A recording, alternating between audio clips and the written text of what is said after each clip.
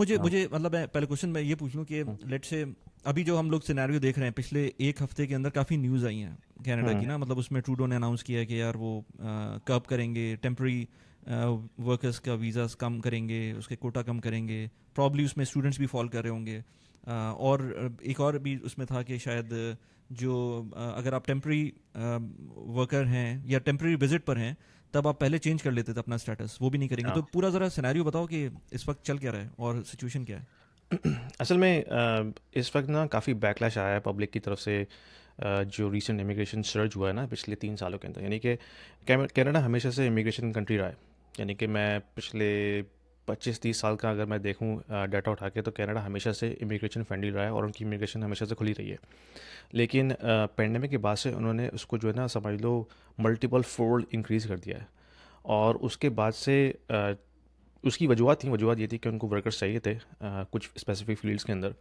और क्योंकि कनाडा का मेन इशू ये है कि कनाडा की जो पॉपुलेशन है ना, जो जहाँ की नेटिव तो नहीं कहूँगा, जो जहाँ पे रह रहे हैं ऑलरेडी, उनकी पॉपुलेशन ग्रोथ उस हिसाब से नहीं है जिस हिसाब से होनी चाहिए। तो अगर हम लॉन्ग टर्म ट्रेंड देखते हैं, तो वो उस हिसाब से आपको वर्किंग एज पॉपुलेशन प्रोवाइड नहीं कर रही, जो कि आपको पेंशन और टैक्सेशन वगैरह दोबारा से कंट्रीब्यूट करती रहे।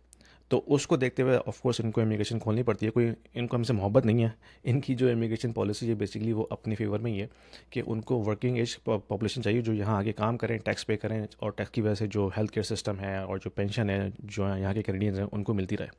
तो ये एक मेन वजह है।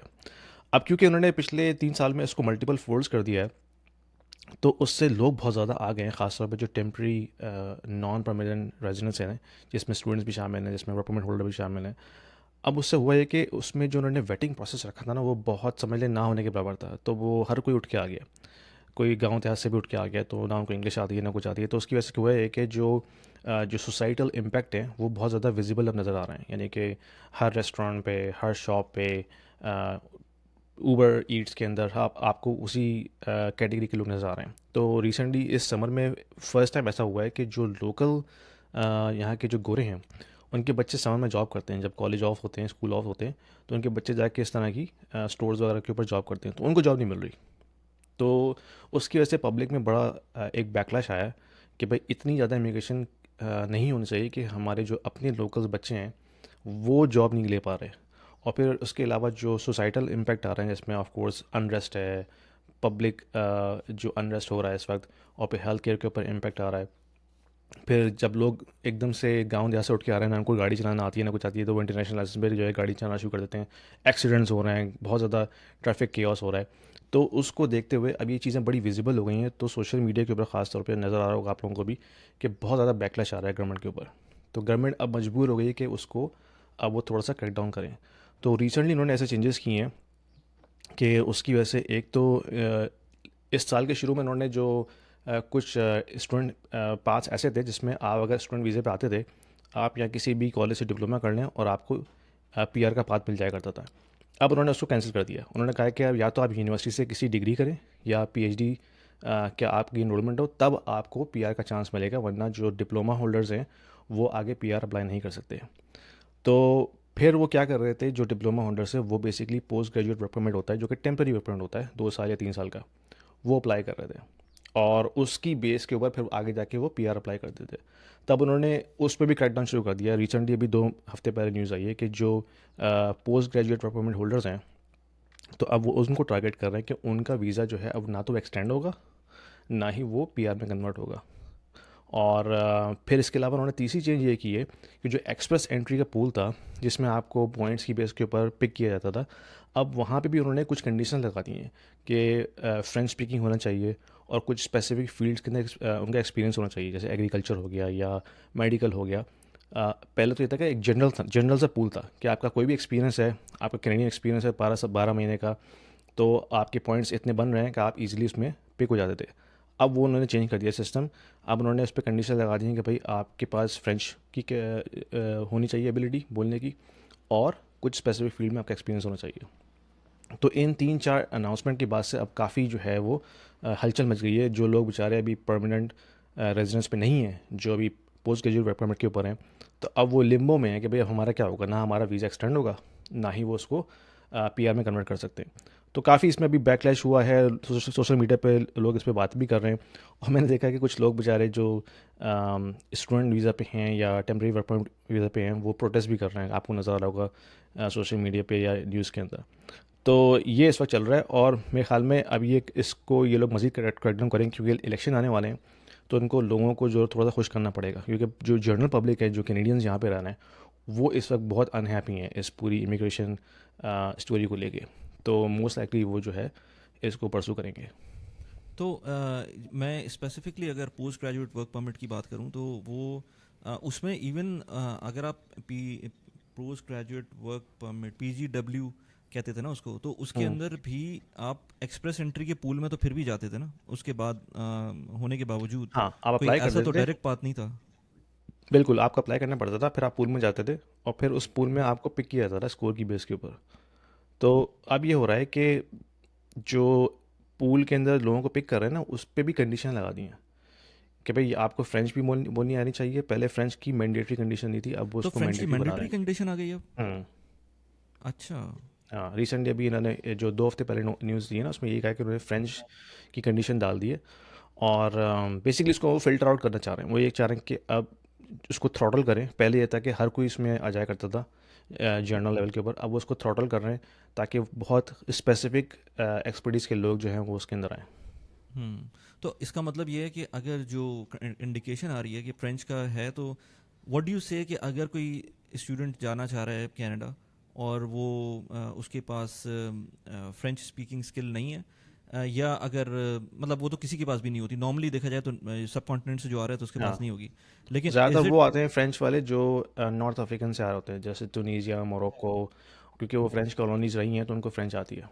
हाँ, लेकिन अगर फ़र्ज़ करो कि कोई ऐसा है जिसको जाना है अब, recent let's say in next 1 year उसको मूव करना है, तो वो ये कर सकता है कि वो ब्रिटिश कोलंबिया या ऐसे एरियाज़ में चला जाए जहाँ पर इनिशियली तो शायद उसको मुश्किल हो, लेकिन इवेंचुअली जब 3-4 साल के टाइम गुजरेगा उसकी डिग्री बनेगी तो उसको थोड़ा बहुत फ्रेंच से नो हाउ हो जाएगी। तो लेकिन 4 साल बाद क्या होता है क्या नहीं होता ये तो नहीं पता, लेकिन French in any case I have very seen के उसकी अननोन है इमिग्रेशन काफ़ी। के अंदर जो है ना बहुत फ़ायदा देती है फ्रेंच लैंग्वेज। अब होने लगा है, क्योंकि ये पहले नहीं थी मैंडेटरी, पहले ऑप्शनल थी ना। जैसे मैंने भी एक्सप्रेस एंट्री के थ्रू अप्लाई किया था, तो उसमें इंग्लिश और फ्रेंच की जो है ना वो ऑप्शनल पॉइंट्स थे। अगर आपको फ्रेंच आती है तो आपको एक्स्ट्रा पॉइंट मिलते हैं उसके अंदर, लेकिन वो मैंडेटरी नहीं था। अब वो क्या कर रहे हैं कि वो जब एक्सप्रेस एंट्री से लोग जो पूल से लोग उठाते हैं ना इनविटेशन देने के लिए, उसमें अब वो ये देख रहे हैं कि जिसके पास फ्रेंच है तो उसको इनविटेशन दे रहे हैं, बाकियों को नहीं दे रहे। समझ रहे हो? तो बेसिकली वो ये कर रहे हैं कि उनको अब रिस्ट्रिक्ट करना है इस पूरे पूल को। यानी कि पहले पूल काफ़ी वाइड था ना, तो वो हर किसी को इनविटेशन जाता था जिसके भी पॉइंट्स मीट करते थे। तो अब वो खुद पॉलिसी लेवल के ऊपर ये चाह रहे हैं कि अब इसको हम थ्रॉटल करें किसी तरह से। तो ये नहीं कि ये एक गैर ज़रूरी सी स्टेप है, यानी कि ये नेसेसरी नहीं है कि फ्रेंच वाले लोगों को ही वो इनवाइट करें, क्योंकि क्यूबेक भरा हुआ है फ्रेंच लोगों से, उनको ज़रूरत नहीं है यहाँ पे बहुत ज़्यादा फ्रेंच स्पीकिंग लोगों की। लेकिन वो क्योंकि उसको थ्रॉटल करना चाह रहे हैं, तो उन्होंने इसको एज एन एक्सक्यूज़ बना के ये यूज़ करना शुरू किया कि भाई हम इससे जो है ना जो लोगों का जो पूल है उसको नैरो कर देंगे। लेकिन ये तो उस तरह भी कर सकते हैं ना कि अगर फर्स्ट, क्योंकि एक्सप्रेस एंट्री का कोई स्पेसिफिक थ्रेशोल्ड तो होता नहीं है कभी, वो तो जो उनका डिसाइडेड नंबर होता है उसकी बेसिस पे जो भी नंबर जो थ्रेशोल्ड बनता है वो थ्रेशोल्ड बन जाता है, और CRS के बेसिस के ऊपर आपका हम्म। होता है या नहीं होता है। तो हाँ। वो तो अगर आप कट डाउन कर देंगे नंबर्स तो ऑटोमेटिकली वो लोग उसमें से निकल जाएंगे। मुझे याद है कि एक ज़माने में 412 413 पे फेडरल का CRS स्कोर होता था, जो कि बढ़ते बढ़ते बढ़ते 450 तक गया, और अब आजकल मेरे ख्याल से 490 500 तक पहुंचा हुआ है। तो हम्म। ये तो अगर आप उसके अंदर नंबर्स कम कर देंगे तो ऑटोमेटिकली ऊपर वाले ही जाएंगे, और ऊपर वाले जो होंगे ऑटोमेटिकली उनके CRS स्कोर अच्छा होगा, हाँ, इररिस्पेक्टिव कि उनके पास फ्रेंच की स्किल हो या ना हो। बिल्कुल। लेकिन जो पॉइंट है ना इसमें वो ये है कि आप ऊपर ऊपर तो आ गए पूल के अंदर, लेकिन उसके बाद जो नेक्स्ट स्टेप होता है वो ये होता है कि इनविटेशन आपको मिलता है गवर्नमेंट की तरफ से, कि इनविटेशन टू अप्लाई। ठीक है? वो इनविटेशन वो सिर्फ उन्हीं को दे रहे हैं जिनके पास फ्रेंच स्पीकिंग कैपेबिलिटीज़ है, या उनके पास किसी खास फील्ड में एक्सपीरियंस है। वो हर किसी को नहीं दे रहे। तो यानी कि उन्होंने उस टॉप लेवल के ऊपर भी एक और स्टेप बना दिया है कि अगर आप पॉइंट्स मीट भी कर रहे हैं, उसके बाद आपको इनविटेशन तभी मिलेगा जब आप ये 2 कंडीशंस पूरी करेंगे।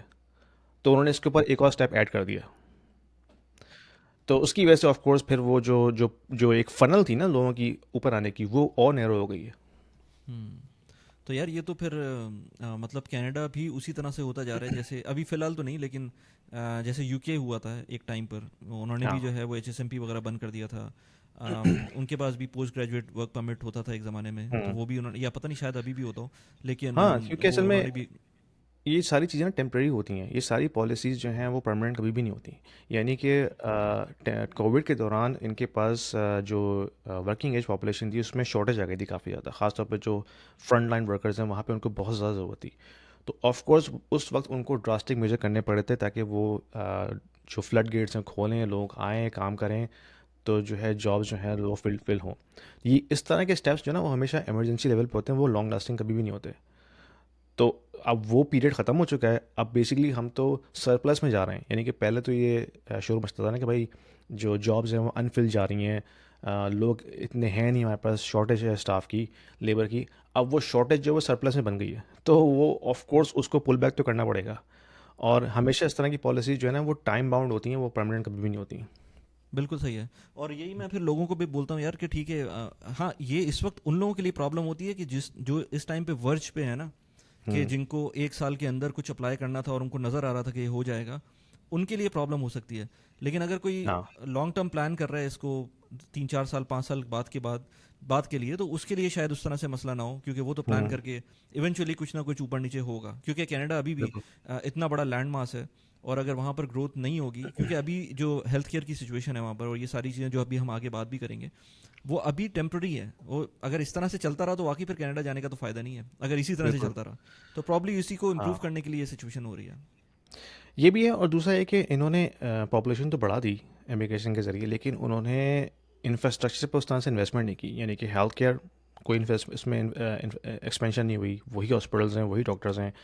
तो इंफ्रास्ट्रक्चर अगर देखते हैं, जो जो आपका रोड इंफ्रास्ट्रक्चर है या रेलवे इंफ्रास्ट्रक्चर है, वो वैसी का वैसे ही है, उसमें कोई एक्सपेंशन नहीं हुई। तो इतने लोग जब आ रहे हैं, पॉपुलेशन आ रही है, तो ऑफ कोर्स वो सारी आती है मेट्रोपॉलिटन सिटीज़ के अंदर, GTA में, वैंकूवर में, मॉन्ट्रियल में।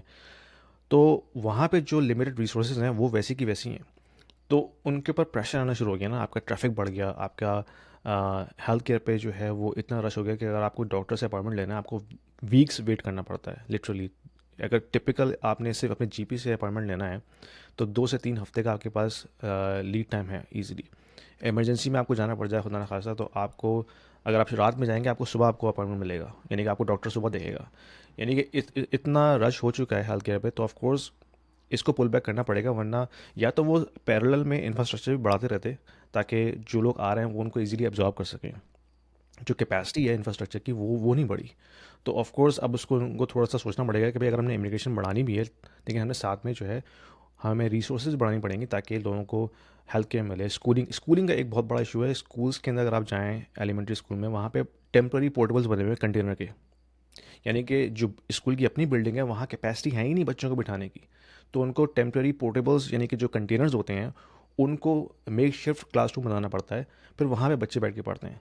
तो अब समर में तो चल जाता है, लेकिन विंटर है, तो बच्चे को अगर टॉयलेट जाना है तो वो निकल के बेचारा वॉक करता हुआ जाएगा अपनी मेन बिल्डिंग में, वहाँ जाके टॉयलेट यूज़ करेगा। स्नो हो रही है, वेदर ख़राब है, तो ये चैलेंजेस भी सामने आ रहे हैं ना। तो इंफ्रास्ट्रक्चर तो बढ़ा नहीं, लेकिन वो पॉपुलेशन बढ़ाए चले जा रहे हैं, तो ऑफकोर्स उसका नेगेटिव इम्पैक्ट आएगा।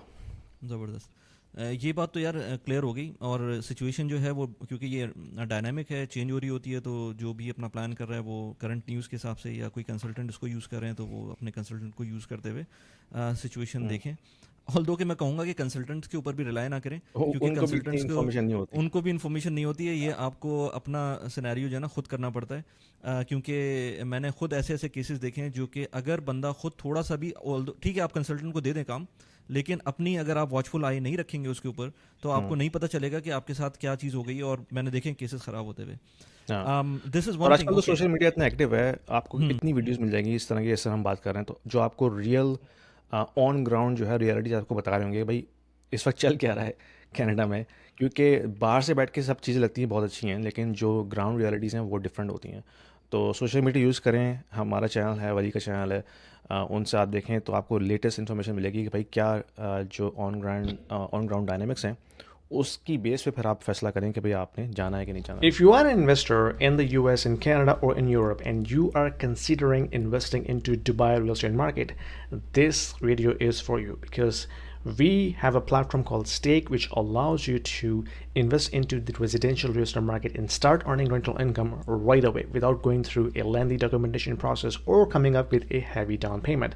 Stake is built upon the concept of crowdfunding. So it is democratizing the entire investment strategy and allows you to own a single unit of the entire investment portfolio.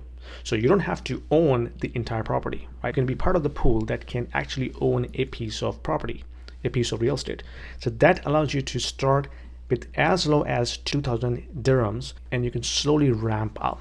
So as you start investing into it, you can not only own a bit of real estate, but you also get a portion of the rental income on monthly basis. So it's a passive investment strategy, diversifying your portfolio from traditional North American or European markets into Dubai, which is hustling and bustling and growing very fast, and allows you to build your wealth over time. So don't delay. There is a link down there in the description. If you click on this, it will give you free 200 dirhams in your account right away to start with, and you can thank me later.